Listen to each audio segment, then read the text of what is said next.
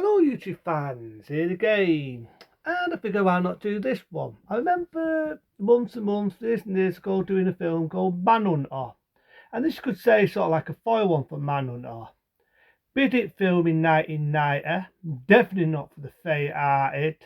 That being Science of the Lambs. That's right, Science of the Lambs. This was the film, you could say the second film that Dear Ferdinand, Jodie Foster, and for an Emmy Award. And what do I mean by that? What do I mean? Well, we all know in 1988 she did a film based on a true story called The Accused, and she won an award for The Accused. So 2 days after The Accused, she appeared in this film, being Silence of the Lambs, and again did an Emmy Award. But not just an Emmy Award, also given another very well-known actor an Emmy Award, that being Anthony Hopkins.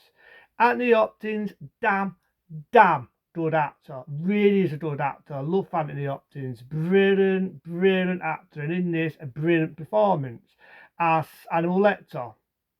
Now, people are thinking, well, Manhunter come out in the mid-80s and it's a different film altogether. It's not a sequel. Hear me out. It is a sequel.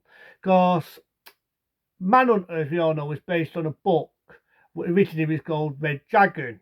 And we all know in 2001 they did a film called Red Dragon, which is technically more faithful to the book. But we all know before Red Dragon there was Manhunter, and there was an Animal Lecter in Manhunter. But the actor, don't know why, there was probably reasons, he probably wasn't asked, there's probably other reasons, he didn't come to prize his role as Animal Lecter. And I think Animal Lecter in Manhunter was totally different. He was a serial killer and he was killing women.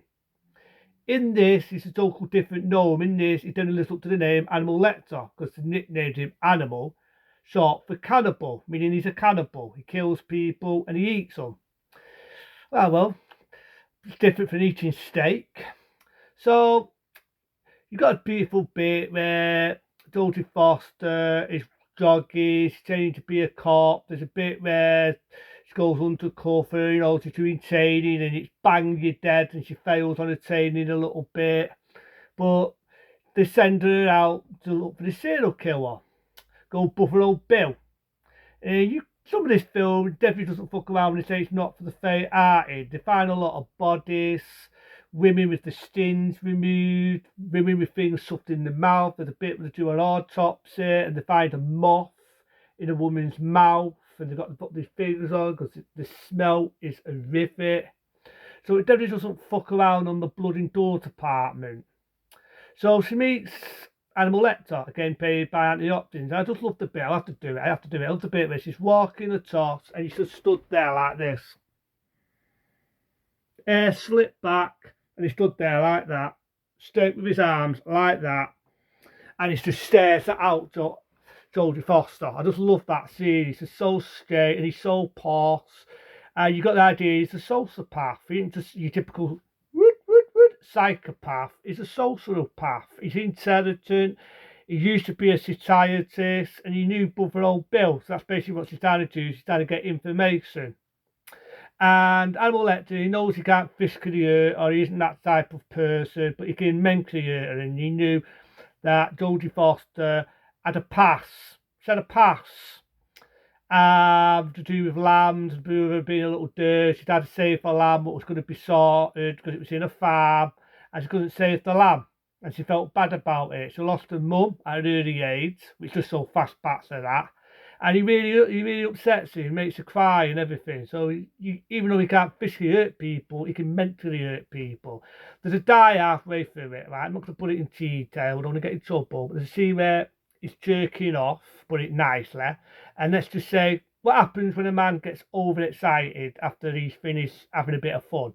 So he fixed that in her face without being chewed. You think anyone would figure out what I mean by fix it in her face. So she walks off, and his punishment for that is Animal Lecter tortures him. He gets in this guy's head, and he literally makes this guy bite his own tongue off and kill himself.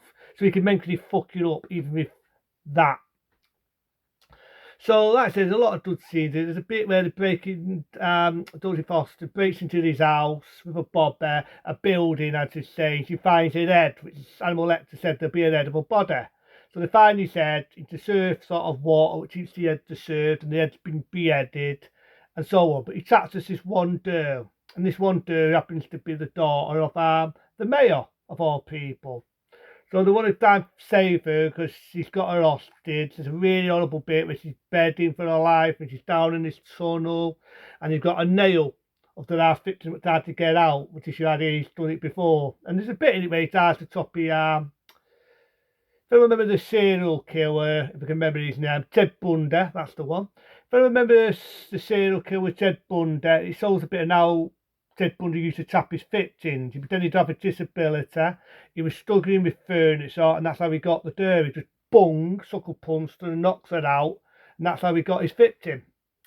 But there's a bit in it where he plays this song called Silent Horses, Silent Horses, woo. Can't remember the rest of the song went, and I do think originally that was going to be played in the film Manhunter.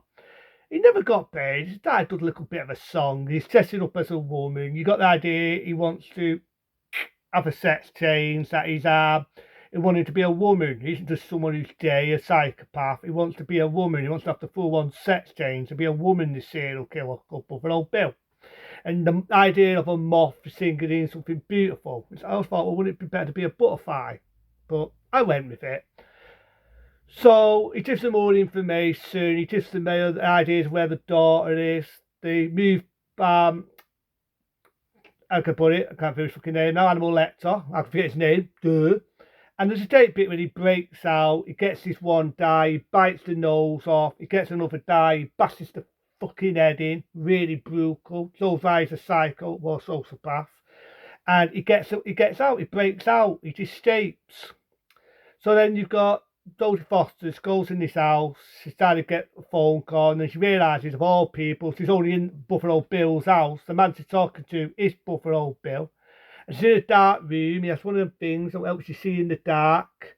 She's got moth flying about. You've got the dirt steaming. Help me, you stupid fucking bitch. Which, okay, pretty rude, but I can understand. She's scared, she's frightened.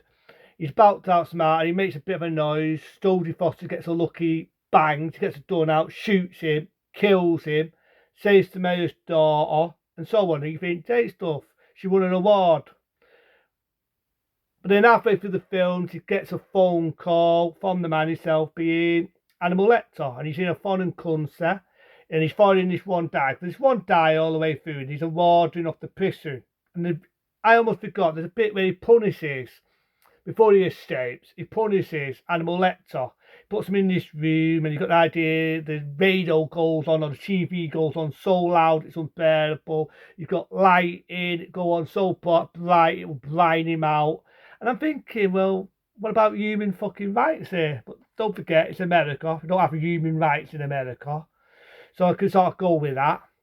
And you got the idea this guy was like a warden, was a bit of a dick with Animal Lecter. So he's following him in this foreign country. You get the idea what his fate's going to be. And it ends like that, the end of the film. But I don't like Silence of the Lambs. It definitely wasn't a fate-hearted film. It definitely doesn't show mercy on the bodies. It's definitely gory when it wants to be. And like I say, it professed, I think Anthony Hopkins made it totally opposite than the actor that played Animal Lecter in the film Manhunter. It definitely played it very good. It's definitely a different film. It's definitely not like Manhunter, it's more stylish. In this, it definitely is what it is. But it's a thriller. It's suspenseful. It was a big hit in 1990. And it launched lots of money, as I say, loads of money, and it made a sequel in 2001, being Animal. And then it made Dan of the Faithful book, being Red Jagged. I've seen Red Jagged, it's there, but I was more of a lover of Manhunter. I just like the style of Manhunter. I like the way it went, I like the direction, I like the actor in it, it was a star. But I went, it was an alright one, it's alright. I know what I mean, but I think Silence of the Lambs, it was a big hit, it was a dosing film. There you go, fuck it. A 10-star rating for me. But you know, be smart, be safe. See you later.